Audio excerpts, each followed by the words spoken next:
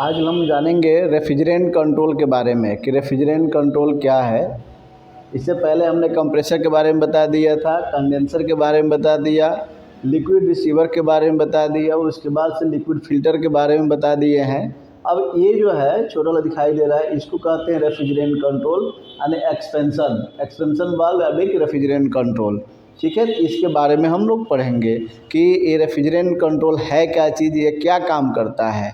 तो इसका काम जो है वो क्या है कि ये ऑपरेटर में यानी इसमें प्रेशर को कम करना और कंडेंसर में प्रेशर को क्या करना, ज़्यादा करना। ठीक है, जब कम करेगा इसमें प्रेशर तो क्या होगा कि इसमें इवोपरेशन की क्रिया पूर्ण होगी।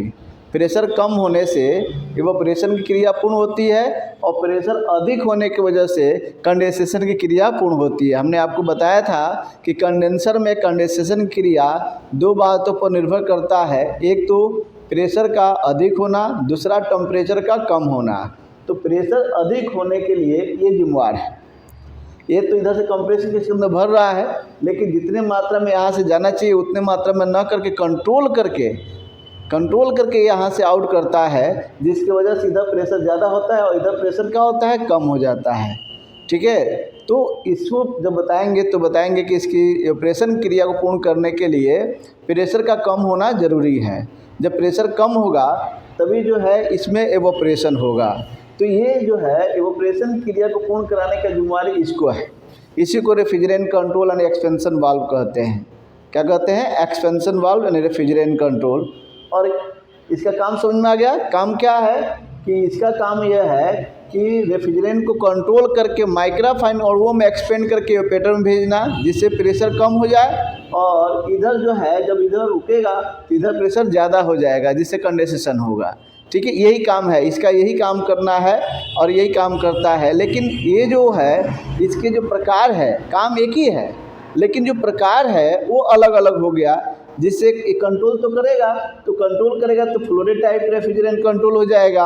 और एक्सपेंशन यानी जो फैलाता है उसको एक्सपेंशन टाइप कहते हैं। ठीक है, रेफ्रिजरेंट कंट्रोल ये दो प्रकार के हो गया, फ्लोरेट टाइप रेफ्रिजरेंट कंट्रोल और expansion type control refrigerant control. अब इसके बाद हम ये फ्लोरेट टाइप भी दो प्रकार के होते हैं। फ्लोरेट टाइप कितने, यहाँ रेफ्रिजरेंट कंट्रोल के बारे में बताए हैं कि रेफ्रिजरेंट कंट्रोल को दो भागों में बांटा गया है, फ्लोट टाइप रेफ्रिजरेंट कंट्रोल और एक्सपेंशन टाइप रेफ्रिजरेंट कंट्रोल। ये दो प्रकार के हो गए। अब यहाँ हमने फ्लोट टाइप रेफ्रिजरेंट कंट्रोल को भी दो भागों में बांटा गया है। देखिए यहाँ पर लो साइड फ्लोट वाल्व और हाई साइड फ्लोट वाल्व। ठीक है, यहाँ एक्सपेंशन टाइप में जो है चार हो गया, हैंड ऑपरेटिंग एक्सपेंशन वाल्व, और दूसरा हो गया कैपिलरी ट्यूब टाइप, और तीसरा हो गया ऑटोमेटिक एक्सपेंशन वाल्व, और चौथा हो गया थर्मोस्टेटिक एक्सपेंशन वाल्व। इस ऑटोमेटिक में भी अलग अलग हैं और थर्मोस्टेटिक में भी अलग अलग हैं। ठीक है, लेकिन अभी हम फिलहाल इतने आपको क्लासिफिकेशन के रूप में बता दिए हैं कि एक्सपेंशन वाल्व यानी रेफ्रिजरेंट कंट्रोल को दो भागों में बांट दिया गया है। पहला है फ्लोरेट टाइप रेफ्रिजरेंट कंट्रोल, दूसरा जो है एक्सपेंशन टाइप। यानी इसमें एक्सपेंशन इसलिए कहा जाता है कि ये एक्सपेंड करके माइक्रोफाइन अणुओं में एक्सपेंड करके ऑपरेटर में भेजता है।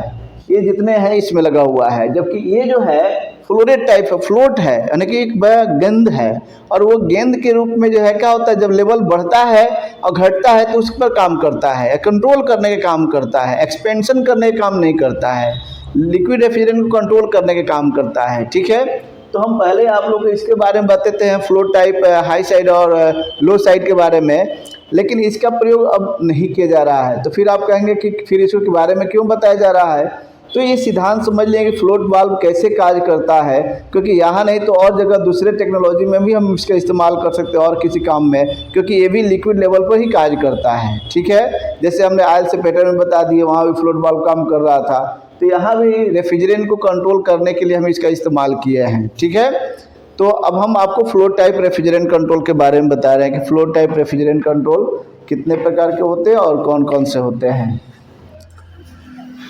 ये फ्लोट टाइप रेफ्रिजरेंट कंट्रोल है। फ्लोट टाइप में ये लो साइड है और ये हाई साइड है। हमने बताया था ना कि फ्लोट टाइप रेफ्रिजरेंट कंट्रोल दो प्रकार के होते हैं, वो एक होता है लो साइड और दूसरा होता है हाई साइड।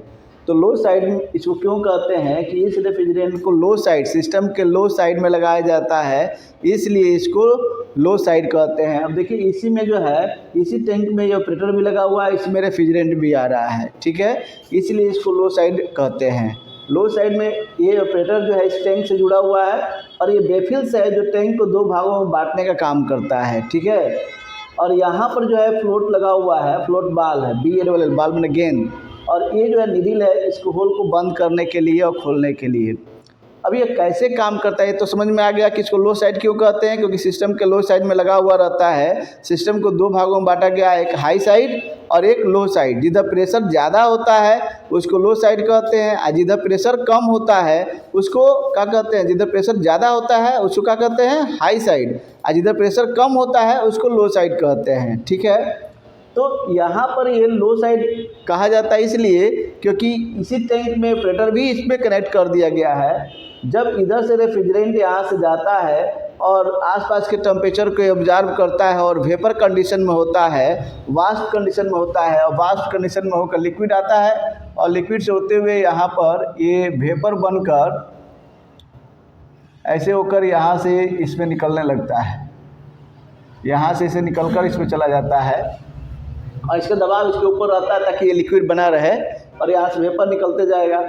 तो जब ये ठंडा होगा तो इसका एवोपरेशन की रेट यानी कि वाष्प बनने की दर जो है कम होती जाएगी।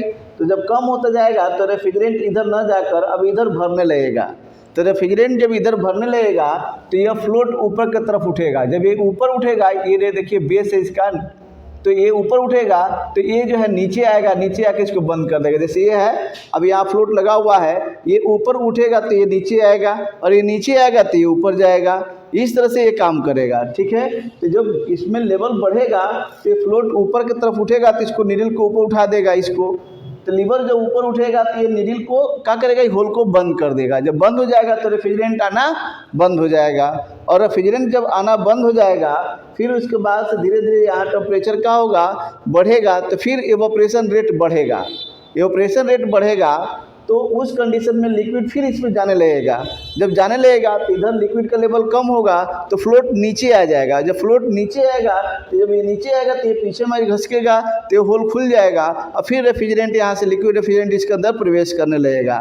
इस तरह से कार्य करता है। अब वेफिल्स क्या करता है कि दो भागों में बांटने का काम करता है। जो वेपर कंडीशन में हो जाता है यहाँ से ये निकल कर चला जाता है कंप्रेसर में, और यहाँ पर ये नीचे लिक्विड के रूप में बना रहता है।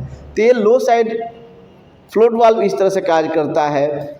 इसको कहते हैं हाई साइड फ्लोट वाल्व, क्योंकि यह सिस्टम के हाई साइड में लगाया जाता है। देखिए ये कंडेंसर है और ये जो है एवोपरेटर है, इसी के बीच में लगाया गया है।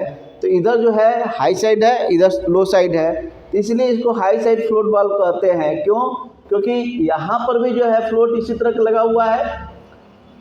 तो जब रेफ्रिजरेंट इसमें आता है और इसका लेवल जो है टैंक में लिक्विड रेफ्रिजरेंट का लेवल कम होता है तो ये नीचे आ जाएगा। जब नीचे आ जाएगा तो यहाँ से रेफ्रिजरेंट लिक्विड रेफ्रिजरेंट इसके अंदर प्रवेश करने लगेगा, और जब प्रवेश करने लगेगा तो इधर से जो है रेफ्रिजरेंट यहाँ से निकल कर जाने लगेगा, वेपर कंडीशन में होने लगेगा। जिससे वेपर क्यों होगा कि ये अपने आसपास है, इसके आसपास के टेम्परेचर को लेकर रेफ्रिजरेंट क्या हुआ, एवोपरेट होगा। तो जैसे जैसे ये ऑपरेट होगा वैसे वैसे इसका टेम्परेचर डाउन होता जाएगा, और जब टेम्परेचर डाउन होता जाएगा तो फिर क्या होगा, ठंडा यहाँ पर ज़्यादा हो जाएगा, और रेफ्रिजरेंट जो है क्या होगा, एवोपरेशन बहुत कम मात्रा में होने लगेगा क्योंकि टेम्परेचर कम है।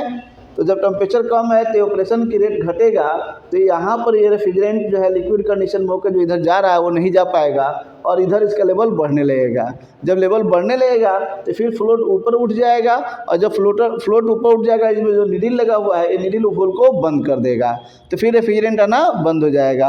और फिर जैसे ही इधर कूलिंग फिर क्या होगा कि टेम्परेचर बढ़ेगा, कूलिंग फास्ट होने लगेगा, तो फिर रेफ्रिजरेंट इधर से इधर जाने लगेगा, और फिर क्या होता है कि लेवल घटेगा रेफ्रिजरेंट का, तो फिर फ्लोट नीचे आ जाएगा और होल खुल जाएगा। इस तरह से ये कार्य करता रहता है। लेकिन इसका प्रयोग अब रेफ्रिजरेंट कंट्रोल के रूप में प्रयोग नहीं किया जा रहा है, क्योंकि अब इसका प्रयोग बंद कर दिया गया है।